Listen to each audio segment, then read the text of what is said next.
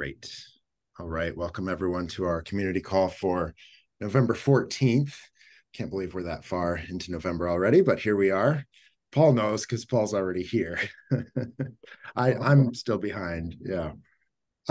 Today's topic is retreat programming, which has come up in a variety of ways. And we try to track different requests for topics like this for community calls. So this came up in several ways.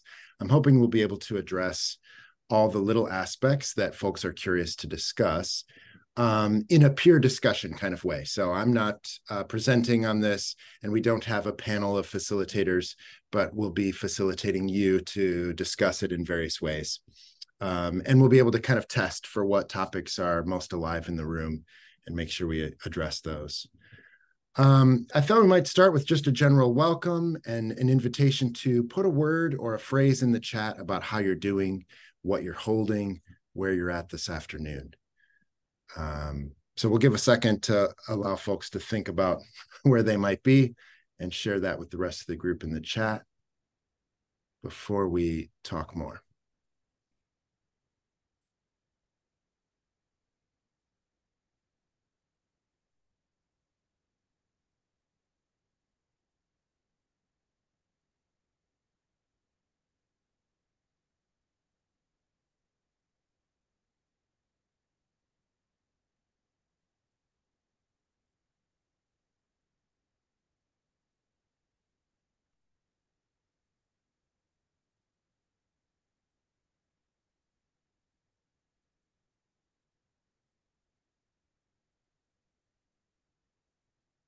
Great to be able to read these together. For folks who are watching the video at home afterward, we're seeing words like evolving, energized, full, holding questions, settling, enjoying the sun, space for possibilities, re-energizing, relief, and rain. So we have sun and rain in the same thread here. Curious, stretched, but hopeful. That's great. Welcome. Thank you for bringing your whole self to this call. Definitely more room to explore that as we go forward and more folks joining the call as we go. I like to start calls lately with just a little reminder of our core values and our agreements for these kinds of spaces. So let me see if I can find a way to share this slide. Hold on. Probably seen these before.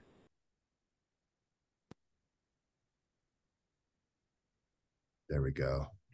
The RCC's core values are the power of place and space, the interplay of inner and outer work, and a commitment to universal flourishing. Those values are focused enough and broad enough that it can bring in a wide variety of retreat centers and allied organizations who care about the same things and might be approaching the work from different angles, but there's a lot to learn from each other. So the Retreat Center Collaboration is a community of practice for retreat center leaders and their allies across the US and Canada. And in these kinds of spaces, we're trying to create a collaborative container for folks to learn from each other. And to do that, we have a few agreements that I've drafted here. Always room for more. And I think each conversation is a little bit unique. So there may be things about some conversations that these agreements don't quite capture, but encouraging people to speak from their own experience, remind you that your voice and your story are important. We are all knowers and learners, so there may be things that you're wanting to learn from this call. You may also have skills and program design knowledge that other folks could really benefit from, so consider yourself a knower as well. Silence can be centering. I think in this community, we have a lot of appreciation for silence, and also a reminder that movement and sound can be centering too. So there are multiple ways to approach contemplative practice. Keep other stories confidential and share what you learn. So try to share your learnings without sharing other people's confidences. It's an invitational space, so participate as you're able. If you need to take a break, that's fine. If you need to come on late or leave early, we understand that folks are busy, and we invite you to participate as you're able. Hold discomfort with grace and deep listening so that we can be here for each other, even though we're not here to fix each other. And then I like to end with this one: choice is the smallest unit of liberation. This is a quote that I heard from Leticia Nieto, talking about liberatory spaces, liberatory environments, relationships, and how offering each other choice, even the smallest choice, can be a step toward liberation. And so inviting us to use that approach in our time together in this space. Blah, blah, blah. I've shared some of those things with you. We are now in kind of a moment of how many different ways could we talk about retreat programming? There are so many different ways, and this could be 5 conversations. So we will need to narrow it down. I think for a lot of us too, there's that end of the year crunch going on where we want to be present and it's kind of hard to be present. So I have 2 things that I want to present in order to you here. One is a 2-minute video with a lot of pretty pictures of nature for us to breathe and kind of just slow down a little bit. And the other one is a poll where you can say kind of how you're approaching this conversation, what you're bringing to the table, where you're coming from, what your connection to programming is, and then what you're most interested in discussing today. So that'll give us a sense. I can share the results visibly and we can all kind of say, oh, okay, looks like these topics are the biggest for us today. So let me get my video queued up first. And it's always a little, I feel silly telling retreat center leaders how to breathe deeply and remain grounded in a little centering practice, because that's what you all do. And I cheer you on for it. But encouraging you to feel your body in the chair, to feel the earth supporting you, to feel your breath coming in and out. It's been there all along. And as you look at some of these beautiful images and this music, an invitation to soften your gaze, to not hold on to the images tightly, but to let them sort of wash over you. It's a little bath, a nature bath. It's only 2 minutes. It's called Rainbow of Nature. And you'll see lots of different colors come across the screen. And I encourage you to just kind of forest bathe for a moment in this little video.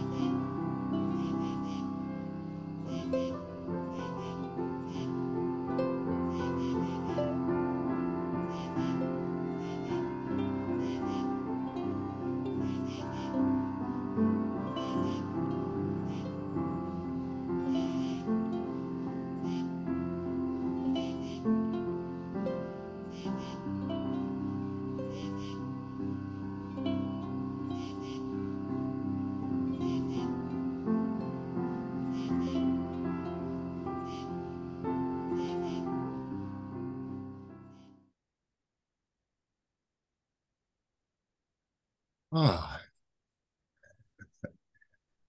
all right. You are so kind to call me, dear. Thank you so much for finding my I'm going to share a poll with you now to invite you to think about what you might want to discuss today. So if there's more that's on your heart that's not on the poll, that's okay. We'll have an opportunity to kind of talk through that, but let me launch this one. First question is, what is your current role at your organization?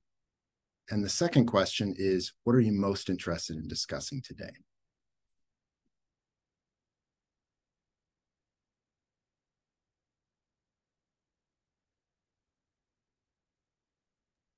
Both of them are multiple choice, as far as I know. So feel free to check a few if you have multiple roles.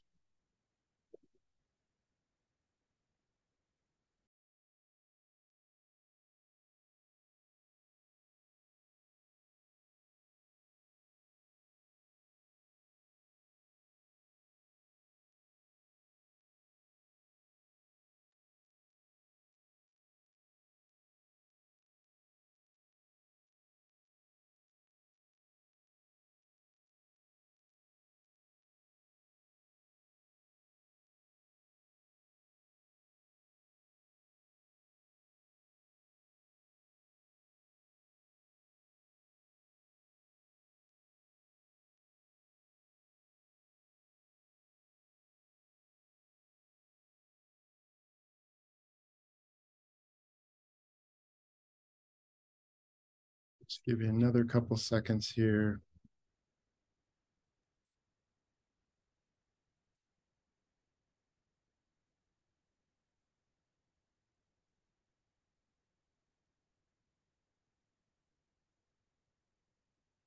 Great. Let me end the poll here and share it back to you. Hopefully you can see it in front of you there in the same spot. Program design and planning seems to have the most, but folks are also doing most of these other pieces. And a few folks that are not directly responsible for programs too. Around discussion ideas today, pretty clear that current program trends is hot. It's a hot topic today. And then a pretty even tie between comparing notes with leaders offering similar programs at a similar scale, learning from peers how to scale up my center's programs. There are a few different ways we could talk about what the word scale might mean to us. And then innovative or alternative program models. Only a couple folks interested in residency programs or other topics, but there may be still ways that we can fold that into our discussion today. I want to make sure that we have time to talk as a large group around the current program trends, because that was sort of the main driver for this call. When we brought that into the survey presentation, that like sparked a lot of ideas for folks. There are so many different takeaways there. So let's do that in the big group. But I'm curious what folks might think, and I invite you to come off mute, around doing some breakout rooms for the other topics. Would that be suitable, or would that prevent you from talking about some topics that you hope to talk about all of these today? What do you think?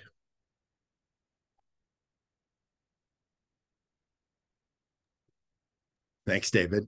I see a thumbs up. I see two thumbs ups. Okay, three. Good. We might do some breakout rooms then. Aaron, if you could set up three, thank you.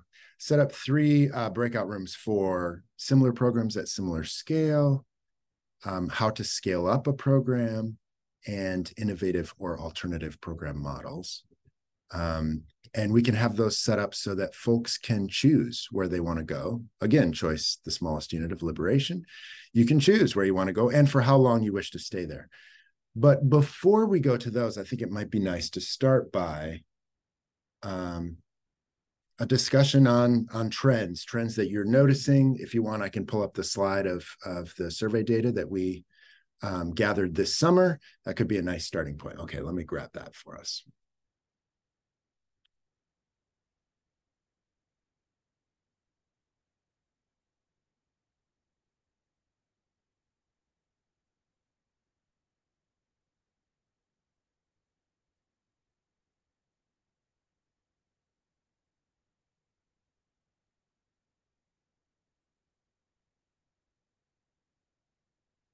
There we go.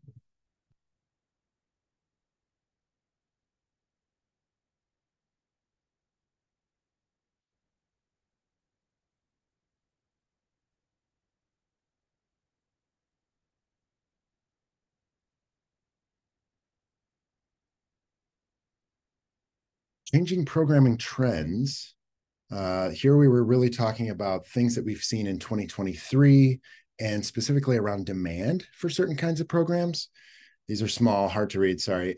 Breath work, burnout, corporate team building, death and dying, eco grief, food, garden, foraging, outdoor education, that sort of thing, gaming and role play, gender expansiveness, music, dance, visual arts, psychedelic therapy, resilience, somatic and embodied practices, trauma response, upscale or luxury experiences, and other. And the next slide, I can show you what the others are. But you can see the clear leaders here are resilience. There are a lot of ways we can define resilience. And then food, garden, foraging is pretty strong. Somatic and embodied practices and trauma response are also pretty high across the board. These were select all that apply. So you were able to name as many trends as you had been noticing. And Ben, I can't see it because that poll is still there. The poll is still there. Better? Thank you. Thank you. I can't see that the poll's still there. Okay. So you can see resilience here being the highest, somatic and embodied practices, trauma response coming in second place here, and then third, food, garden, and foraging. But a lot of other trends that folks are noticing. I'm going to just advance to this next one of kind of the write-in responses. People and planet, nature, prayer experiences, grief. Grief came up multiple times. Forest bathing, retreats for Black, Indigenous, and people of color, spiritual and faith formation, interfaith, healing came up multiple times, eco-spirituality, very similar to this connection of people and planet and nature experiences, non-duality, aging, place to be, sort of this unplugging, slowing down quality, soul collage, which is a trademarked program, respite days, teacher prep days, sustainable celebrations being another trend folks are noticing. I'll go back to this one where folks checked these and maybe invite us to just start there. Is this resonating with your experience? If you had filled out this survey, would you be seeing something similar? Yes. There's a question in chat. Can you give context for where these trends came from? These were collected from casual and not so casual conversations that I've been having with leaders over the past year, and not just leaders at retreat centers, but at sort of adjacent organizations as well, who were interested in working with retreat centers or had done a few programs with retreat centers and felt like there was a good fit with the programming at retreat centers. So this did not come just from retreat center program managers or directors. This came from a broader sort of field-wide view and filtered through my exposure through the RCC network. So I wasn't looking at trends in other magazines or reports.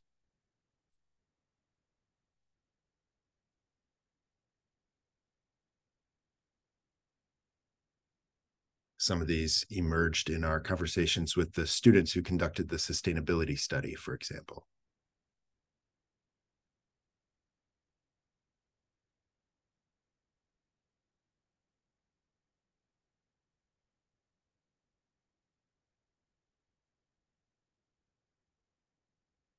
How did these land for you all?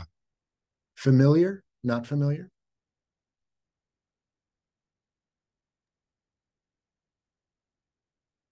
I can speak. This is Eve from Elohi Center in Georgia, and these all do speak to me, although I wish, so our center is one that we basically rent to facilitators.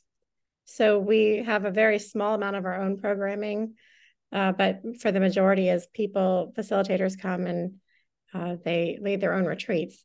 So I've been noticing the difference over the years. We've been doing this about, I don't know, 12 years.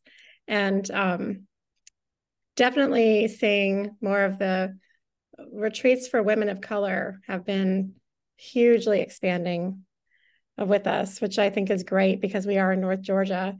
And many people say, women who especially come here of color, saying that they have been scared to go up in the mountains of North Georgia for explainable reasons. So I'm glad to see that that's coming up. Breath work, I see a lot. Since the pandemic, resilience is coming up a lot and how we can get through things. Psychedelic therapy, the only thing legal around here is ketamine, and we have been seeing an increase in that. Those retreats, we've had now about 4 of those here.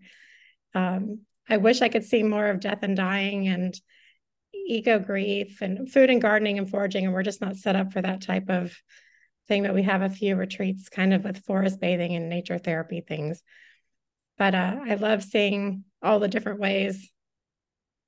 Church groups too are coming up a lot as well. So. Thank you, Eve. Yeah, that's great to get some context for your region and your like sort of age of center, the amount of time you've been sort of witnessing different trends come and go. Mm-hmm. I shared these trends with a group of Jewish retreat centers at a recent gathering, and they said, this makes no sense to us, pretty much across the board. They were like, we do programming that is for adults, that's based around our identity as a Jewish community, and it's to celebrate certain holidays and to sort of be together with a certain kind of programming that we've grown to expect. And we couldn't imagine doing a 4-day retreat on trauma response, you know, like that just was completely not something they were even interested in doing. They were curious how they might fold it in to some of their programming, but a specific topical retreat wasn't something they have a history of doing, at least. So that was interesting to me that here at RCC, I'm exposed to a wide variety of centers, and these are the trends that I've been noticing. And I'm curious where for some folks, it just doesn't resonate at all. Like those are not on your radar, or they're not the types of trends that you might take note of. Perhaps there are other much more subtle trends within your current programming that are a big deal in your context.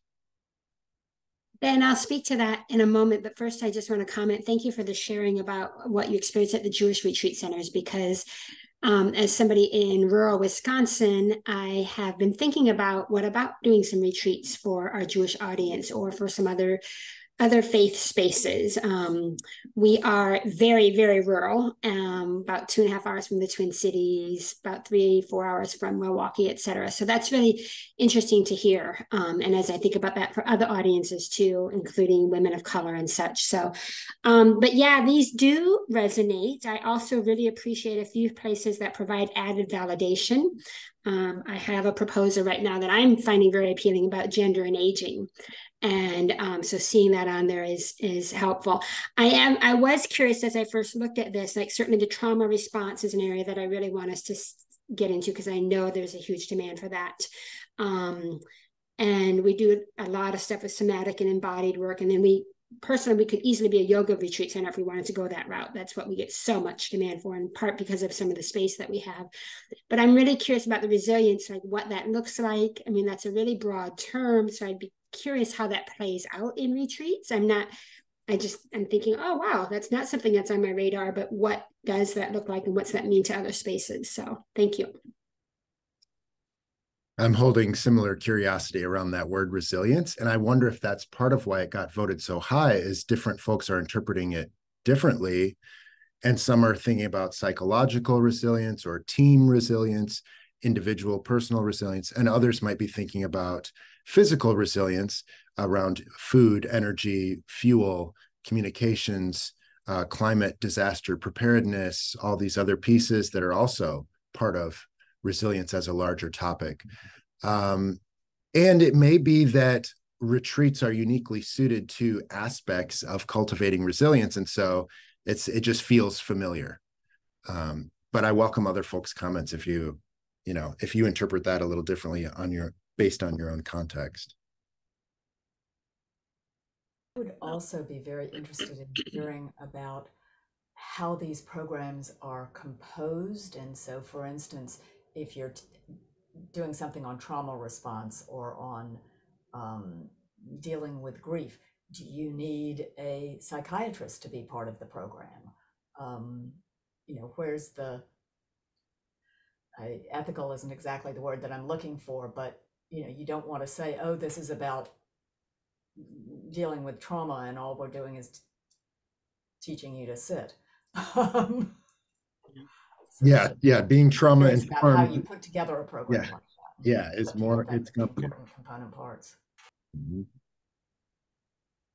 I think that's a great question, and I'm very curious about that too, because we have, like I said, we rent out to facilitators, and one of the things I'm curious to hear what you guys have to say, and if anyone has a similar business model, how you vet the people coming and renting the space. If anyone has a similar business model to us, because, for instance, what you just mentioned, Dharmakaya said, I don't see your name, but if someone says they're wanting to do a trauma retreat, then we advertise their retreat not only to their people, but also to the general pop. They can find us on Google or on our website. And then how much does that hold us accountable for what they're actually teaching? And we're putting our name on this. And so we need to make sure that, how do we make sure that what they're providing is above board? I mean, of course, we go through all the insurance liability claimers and all that stuff.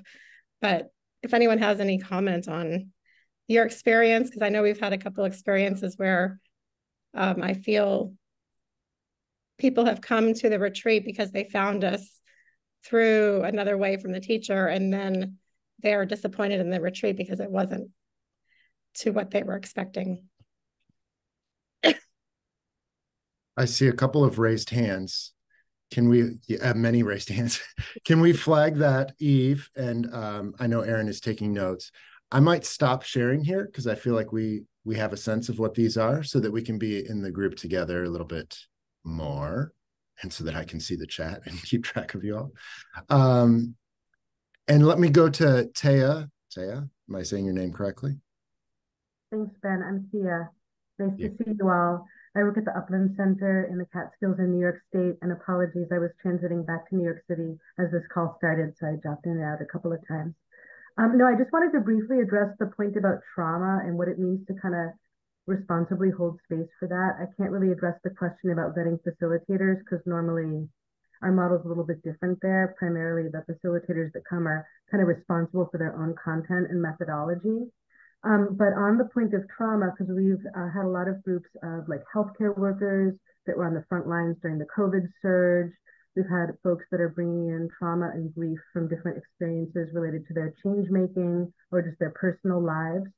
And one of our co-founders is a psychologist.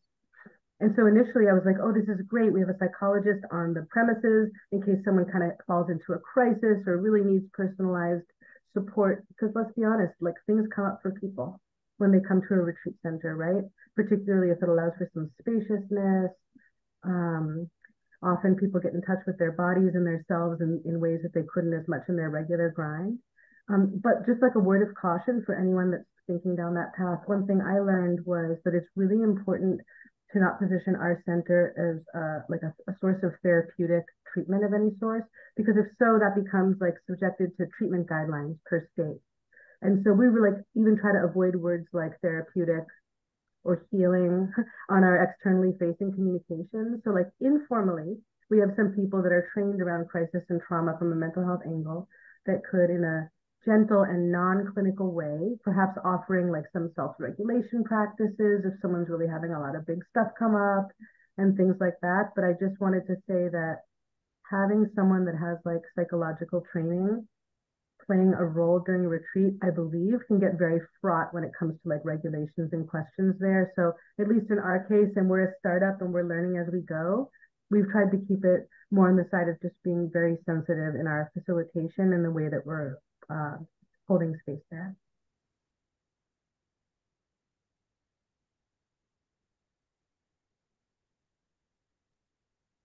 Danya, I believe your hand was up next.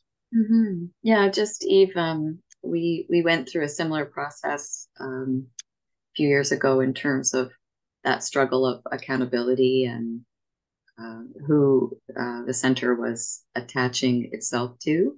And so we actually have 3 different categories of intake. So one are programs the center offers directly. The second is a collaboration. So that's when we have complete alignment with an organization in our mission and charitable purposes. And for someone to qualify for that, we've put together a form, an intake form, which is on our website if you want to go, and I'm happy to share it with you, to just be able to have them think through their program and to share with us who they are. Because within that situation, we're always having co-accountability.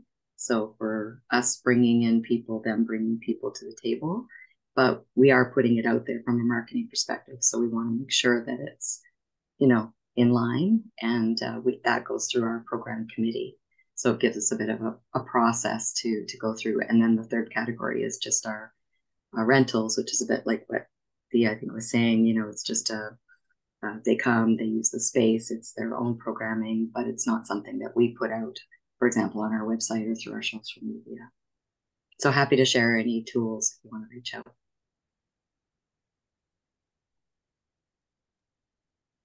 Thank you, Danya. Well, yeah. I guess if I could just add one thing just on, because psychedelics is definitely something that's emerging on the West Coast of Canada. And like yesterday, I was just doing some research on what our policies need to be, because even if it is a third party that's coming and has all the ethical review and the right therapists and doctors and nurses, whoever in place to do it, there's a different level of risk. And so just making sure that, that it's very clear in terms of our policy of what regulation and approval processes are, and that we're compliant when we're accepting a program to come to the center.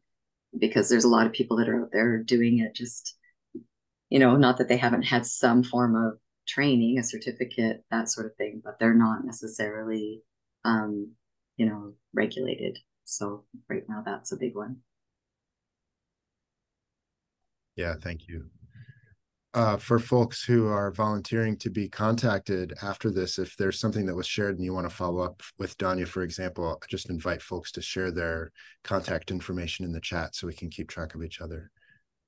Really appreciate that. Thank you. Jean, your hand is up. Yes. Hi. I came out of the world of offering trainings on resilience and trauma into the world of retreat centers. And so as I have tried to explore, how do you work that balance? How do you offer information about the research that has been done? And, whether you're talking about the long-term impact of adverse childhood experiences, or you're taking a look at, various therapeutic models that are available. One of the things that I have found is that thus far I have been able to offer something about trauma within as an educational piece rather than a therapeutic piece. So to help professionals, whether I've done it with clergy, we've done it with teachers, to help them understand kind of the world of trauma and how you can help people move toward resilience, without going deeply into their personal history. I think about, retreats often leave people feeling very open and very vulnerable. And that would be very challenging to handle well, I think, if you've got a group of people, because everybody has their individual experience. So what I have been trying to do is offer, maybe an hour, 2 hours, something like that, on helping people have a better understanding of trauma and resilience, and then apply it within their context. So taking a look at how a Christian congregation can respond to the people who are a part of their congregation, having to do with trauma and resilience. So are there programs that could be put in place, that sort of thing?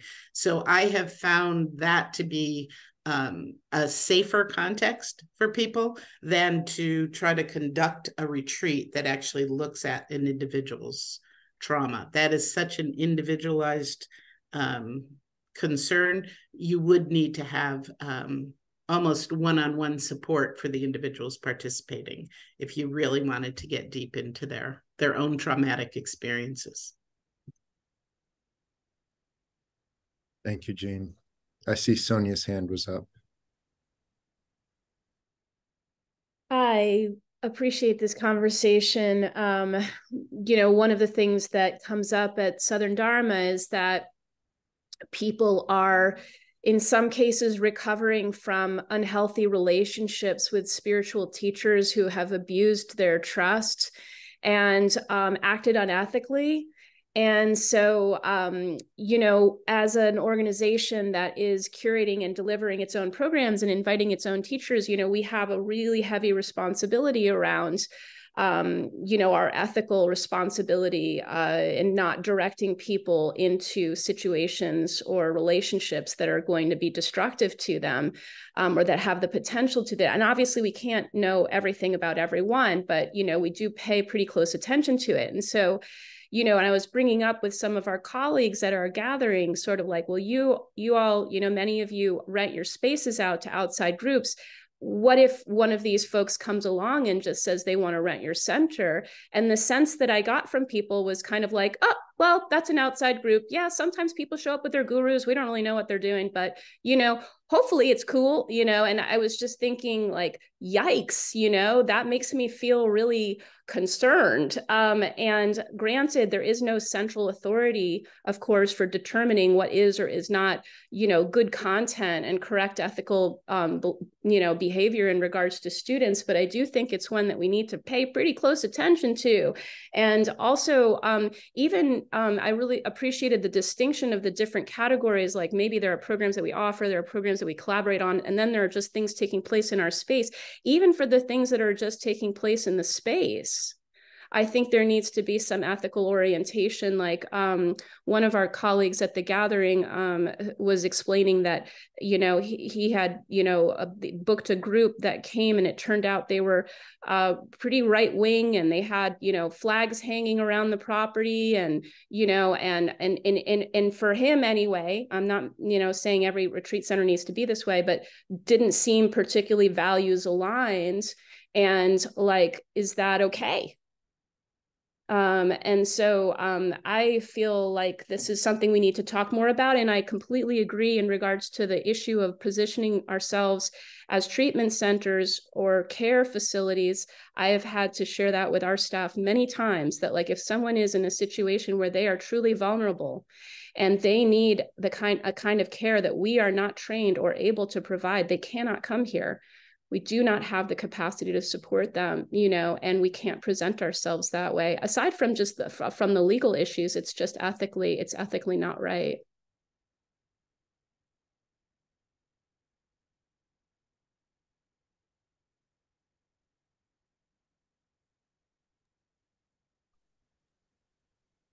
Father I Mark. can offer some comments. When Donia was talking, it resonated with our experience here. A small part of our program at our retreat center is hosted events, so outside groups coming in and running their own programming. Generally, we don't promote any of that programming on our website or in our literature. Just kind of do a facility rental to those groups. Regarding the kind of the question of vetting organizations ahead of time, I think the groups that host events here, we tend to have relationships with them already, or they're known to us in some way, and maybe are entering into a deeper relationship with us in terms of hosting events. So that hasn't been a huge issue, but I made note of it for going forward as we potentially open ourselves up more to that. And a last point I'll say, backing up some, Ben, you asked real early about, do the trends resonate with us? And our retreat center, you gave the example of the Jewish retreat center that this didn't resonate with. The trends don't resonate with us much either. So we're the Jesuit Retreat House in Oshkosh, Wisconsin, and the majority of our retreats are all focused on and centered around the charism of the founder of the Jesuits. And it's the one, we have one theme for all of our retreats, basically. There's one other type of retreat that we run, and that's a 12-step retreat for those in recovery. And the people that give those retreats for us are kind of longtime partners with us. But we don't, I don't know, since we've been open for half a century, we've never kind of played the game of looking for different topics of retreats, and kind of grateful for that. But I'm always curious in terms of what other retreat centers are doing. So that's very valuable feedback. Would you say that even within the charism, have there been shifts or kind of trend lines that you've been noticing? I'm just curious. So I'm going to say most of our retreatants, 80% of our retreatants return year after year. They're making, say, 9 months out of the year, we're offering weekend retreats. They're coming back on the same weekend year after year.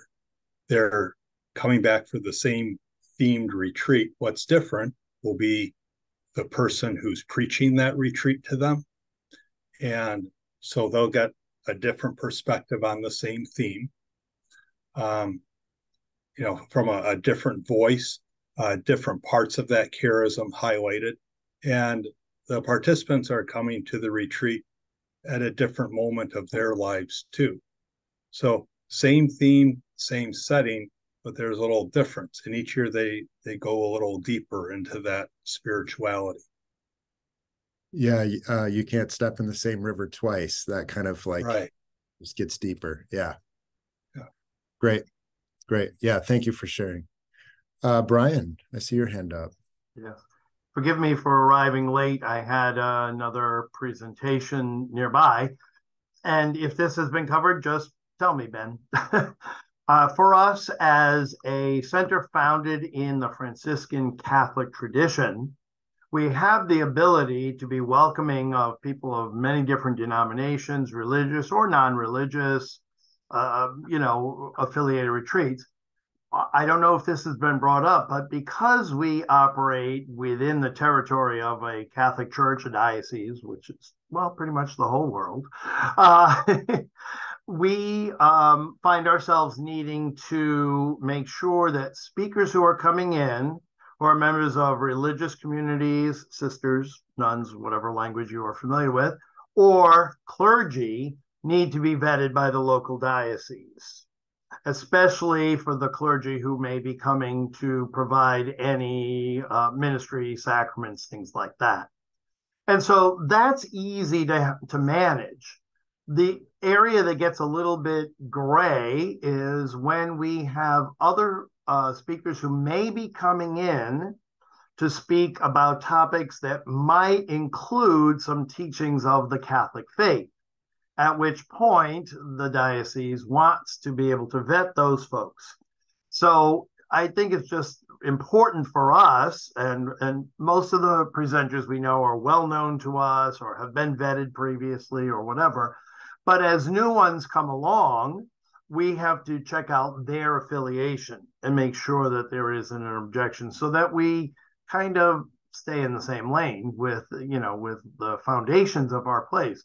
We have a great deal of flexibility. Our bishop is very, very good as far as recognizing that and pointing it out to me directly. But I just wanted to say, you have to have conversations with folks. If what they are offering is spirituality personal piety, meditation, those types of things. It's a different framework of requirements because those aren't the, essential teachings of the Catholic faith, for example, in our circumstance. I don't know what other church sponsored or religious, sponsored centers face, but those are the three main areas for us. After that, they fall outside of that. And happily, like many have said, we know most of the speakers, they're groups that have been coming for years, or they're with an accredited, appropriate entity for which we don't have too much concern that they'll go off the deep end on us.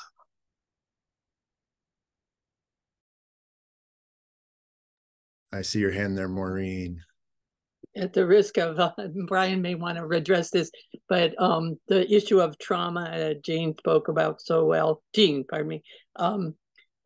We just celebrated 10 years of a 4-day retreat program that's offered every other month called Operation Restore for first responders. And it was created by a combination, and Brian, you can check me on this, of psychologists who are able to do rapid eye movement desensitization, spiritual companions, and chaplains who are trained in this kind of work with first responders. I think it's over 327 that we've served over the past years. And our current mayor of Tampa, Jane Castor, was the police chief when it first started. So she wanted to make the first retreat.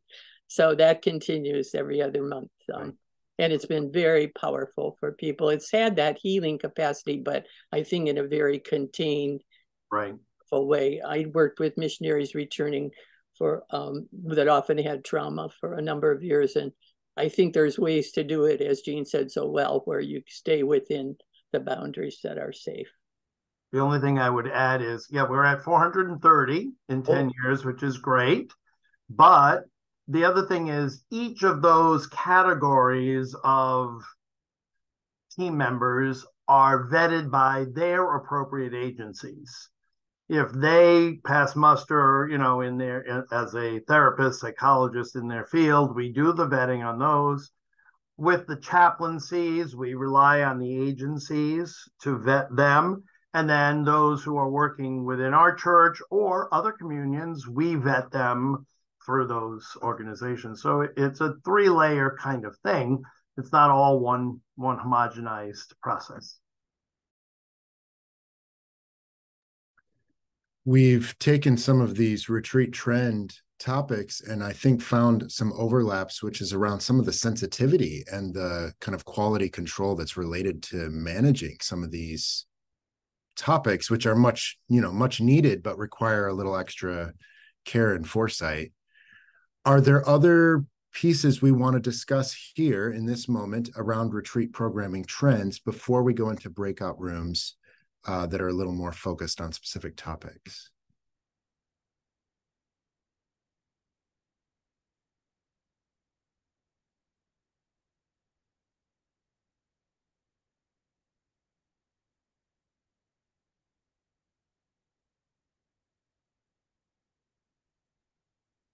Maybe. I know it's kind of a big question. Were there other angles that folks were hoping to get some feedback on in the large group setting around trends? I feel like I got some really good feedback around how different contexts receive this kind of information differently. It means something different. Other feedback that you're hoping for?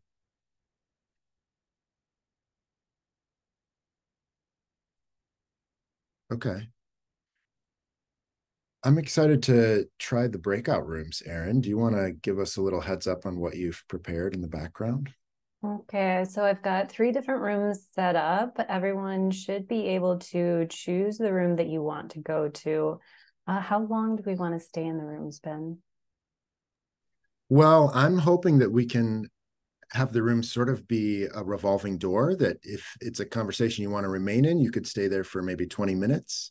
But if it's not quite where you need to be and you want to try another conversation, that you could pop in and out. So maybe 20 minutes, but you wouldn't have to be in one conversation the whole time. Okay. I'll set that there. So the first room that we have is similar programs at a similar scale. Second room is how to scale up my center's programs. And third room is innovative or alternative program models.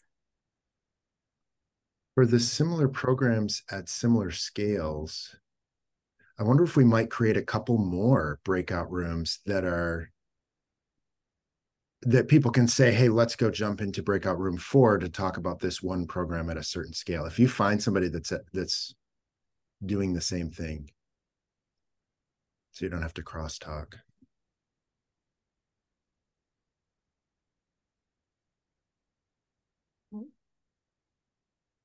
Couple wild card rooms.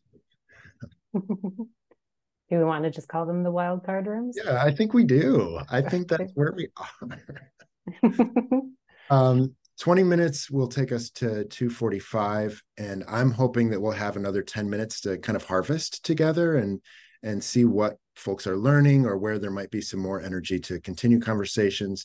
And I'll flag right away that this vetting facilitators and programs seems like a rich area to have future conversations on. So I'm keeping that in mind already. All right, I will open the rooms. Cool. So I'm sure there were some dynamic conversations there. Erin and I were in our own conversation in the main room. I'd love to do a little bit of harvesting, just learning that you're coming away with insights that you uncovered together in those breakouts.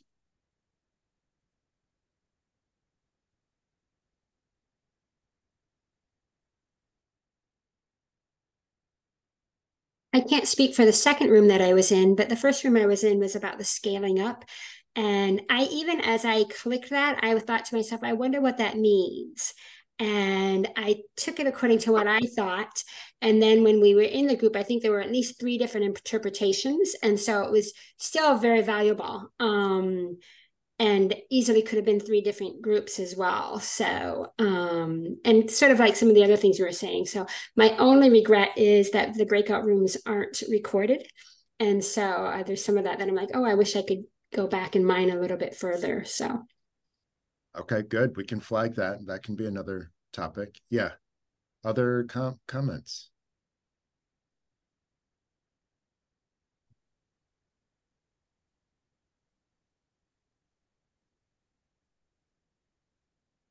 Well, I would say we talked about innovation in a variety of ways, but one of those ways was the idea of retreat centers collaborating with one another and then using technology to be able to connect folks. So, the speaker may be in one place and those gathered may be in another, or being able, we kind of polled ourselves as to how well hybrid has worked for us. And, not surprisingly, mixed reviews, right? You need to have somebody who can really work the technology well, and then also, just what you were saying, Ben, about we were talking about how it's helpful when people have met each other before and then be online together. That helps nurture the relationship. So that was a part of the innovation conversation. Great, thank you.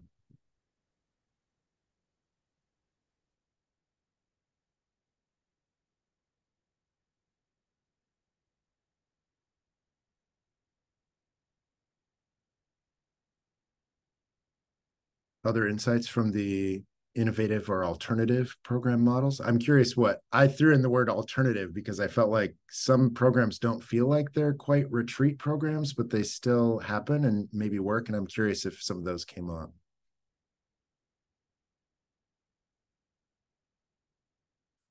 I know there was some hunger to talk about residency programs, especially at the beginning of the pandemic, because it was a way to not have as much turnover. And I haven't heard as much discussion of that, but I know several centers are doing it. So I was curious if that came up.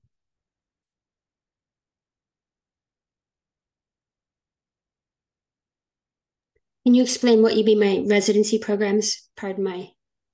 Programs that maybe last 30 to 90 days with the same group on site the whole time. Thank you.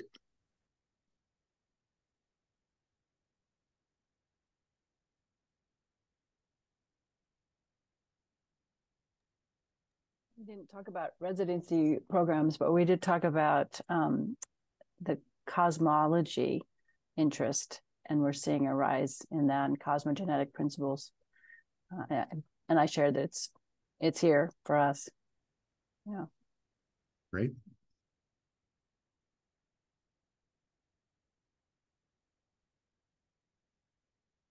In those breakout rooms, did you encounter more topics that you would like further discussion with the larger group, maybe a different community call space just dedicated to that in the future?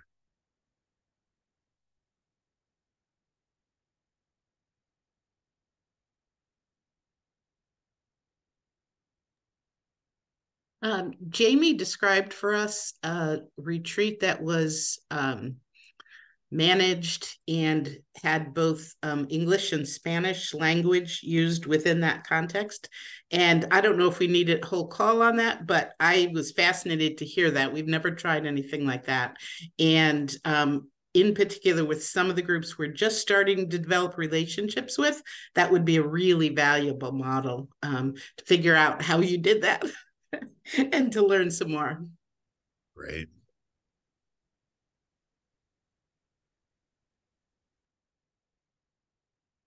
I've been trying to boost RCC's accessibility even in calls like this so that you can activate closed captions and things like that. Yeah, there's a lot of room for development. Did I see another hand go up? We didn't bring this up in our group, but I remember, Ben, there was an effort for a while there to have collaboration where you could bring in one speaker. We weren't able to afford it, I think, the last time, but is that still going where people bring some? Yep, there are some we can't all afford by ourselves. Yeah, yes. RCC wasn't directly involved in coordinating it, but there was a group called the Community of Communities. And there are still some folks having those conversations. I believe they've already had one event this year, and that was building on an event they had the previous year. Maybe 8 to 11 or 12 centers participated. And it was, like Jean was describing, a central speaker with hybrid participants who are doing different things at their centers, like a book club or other kinds of engagement at each center. Definitely room to do more of that. RCC would love to participate in helping coordinate that as there's a need, and we can distribute those ideas out to the larger community. I have a few announcements to share with you all before we close the call today, but if there's something else that you want to put into the room, I want to make sure that folks have had an opportunity to be heard. So I welcome it.